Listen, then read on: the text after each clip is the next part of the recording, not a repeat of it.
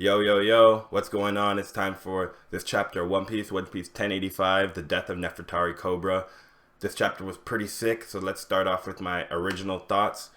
First of all, when it comes to Imu and Cobra, we see that Imu basically sets Cobra up, I'll answer two of your questions, you answer one of mine, and then you gotta go. So, when the first thing Cobra says to Imu is, I know that name. Isn't that like one of the original 20th century king, or sorry, 20 kings? And then Emu's like, that question's kind of impertinent. You're kind of getting too big for your britches there, Sonny. I'm not answering that. So basically, to me, that confirms that Emu is one of the first original 20 kings. And so he probably had the immortality surgery on him. So that basically means that Emu is immortal from the Void Century. Which I don't feel like that's too big of a stretch. A lot of people probably thought that. But yeah, interesting that they kind of confirmed it, pseudo-confirmed it, for the most part confirmed it in this arc. That makes me think, you see Emu's body, Emu's kind of small, but Emu is powerful. But what if Emu, one of the things that happened was, Vivi or Lily was supposed to be a body swap for Emu. Emu was supposed to get an adult body and instead kept this tiny body. So Doflamingo is somebody that they've kept, in this prison. We know that Doflamingo's cell is more secretive than all the other cells. So what if he ends up being somebody that Emu tries to swap bodies with? He's Celestial Dragon, he has an adult body, very powerful. So that's just something that came to mind there too. Doflamingo could be somebody who could be set up for that in the future. Just kind of thinking of why they would keep him in a prison like that versus all the other characters. Doflamingo special. All right. And so another thing that made me come to that happened in this chapter was Emu talks about, if it wasn't for the scholars and Lily looking for the, digging into the past, looking for the poneglyphs, I know none of this was a coincidence, right? So kind of implying there that Joy Boy had a plan to, release his information to get people to fight Emu and the ancient, Emu and the 20 kingdoms, The ancient kingdom had a plan to fight back. So that makes me think, what does the scholars and Lily have in common? Apparently, it's this poneglyph stuff, right? So if Lily has a moniker of D, what's to stop a character like Momonosuke from having the moniker of D? Because if you really think about it, Lily's plan was the poneglyphs, to put them out there, but who makes the poneglyphs? The Kozuki clan. So the Kozuki clan is also a clan that could also be, involved in this whole thing. And we know that they're involved in this whole thing. They make the poneglyphs. So they could be more involved in this whole thing, being somebody who even has an ancient weapon. The ancient weapon with the ancient kingdom, these are probably their weapons. So I just feel like it could simply be Kozuki D Momonosuke. It's the same way that we confirmed that Lily has a D in their name. Vivi has a D in her name, actually. But all these people don't know that they have Ds. Like Emu says, they've all forgotten them. They don't know what they mean. So as soon as they learn what it means, it's going to be world-changing. So I feel like Kozuki Momonosuke, Odin, D, Kozuki, these are things that will probably be revealed in the future. It could even have been in the logbook that Odin was a D, or his history book, yeah. And that's something Momonosuke never mentioned. But I definitely feel like after this chapter, that's something that could be mentioned.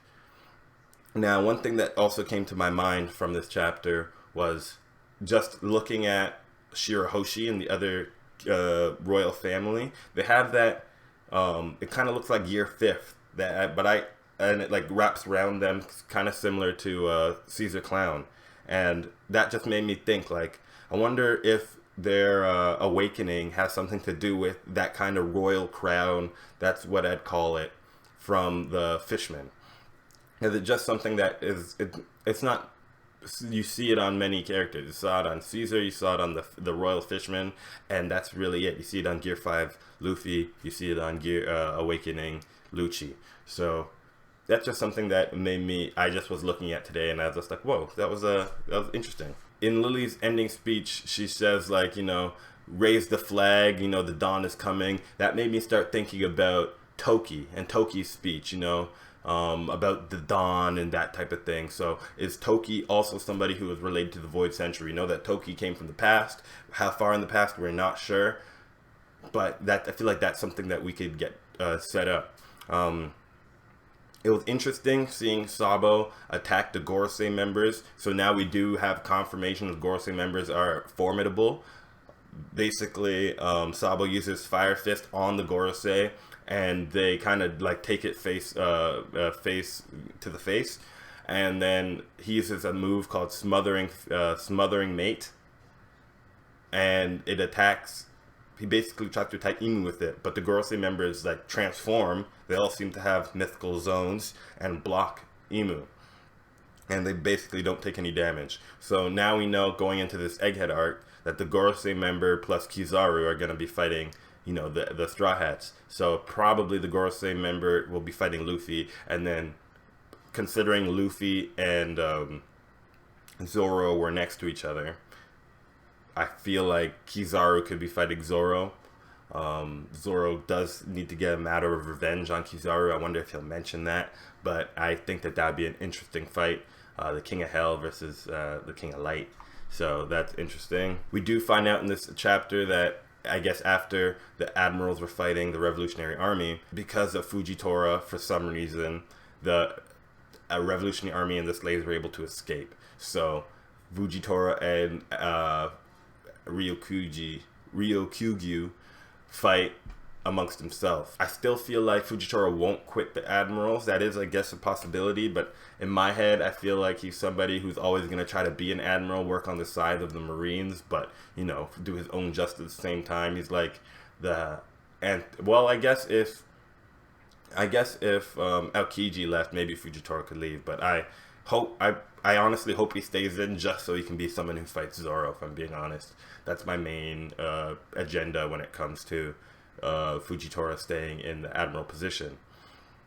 We see that Sabo escapes somehow, and then by the grace of God, somehow Wapol is somebody who ends up seeing everything. And then at the end, we see all the remaining members of CP0 or CP9 have joined CP0, which we saw from before.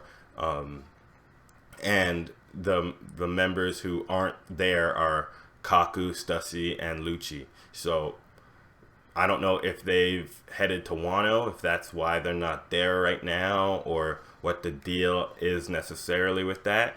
But, you know, we see the remaining members of CP0, and Wapol shows up, and he bites and catches Vivi. I don't know how those members of CP0, the guy has a door fruit, how they don't find Wapol immediately and take him out, but that's not what happened.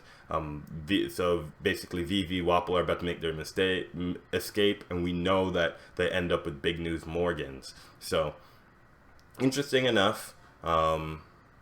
I want to know how they end up with Big News Morgans in the future. I hope we get just maybe one more chapter, just how they meet Big News Morgans, and then from there we just start getting back to Egghead, back to the action, back to Luffy. It's been a long time, so I feel like the next chapter could be just a big chapter based on what it is. We know that Blackbeard is headed, or Blackbeard pirates are headed to Egghead, so I want to get more on that. And yeah, I think this is a great chapter. Is Cobra dead? I'm not 100% sure. It's possible, but it's One Piece as well, so anything can happen. Make sure to like and comment in the video what are your thoughts from this chapter. What did this chapter leave you thinking about? I love that we're getting answers and we're not just getting, you know, more questions. We do get a little bit of questions, but the answers are coming quick. These chapters are just coming. No break next week, so we're back at it, same time, same place. Hopefully you liked the video. Thank you very much, and peace easy.